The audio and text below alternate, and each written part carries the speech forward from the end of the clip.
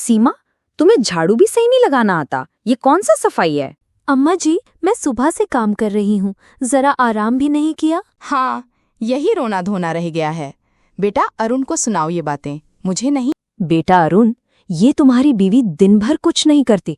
घर का हाल देखो, सब बिगड़ा हुआ है। सीमा, ये सच है? अरुण, मैं सुबह से शाम तक काम करती हूँ, लेकिन अम्मा जी को लगता है मैं निकम्मी हूँ। अम्मा, बीवी कहती है वो काम करती है, आप कहती हैं कुछ नहीं करती। मैं किस पर यकीन करूं?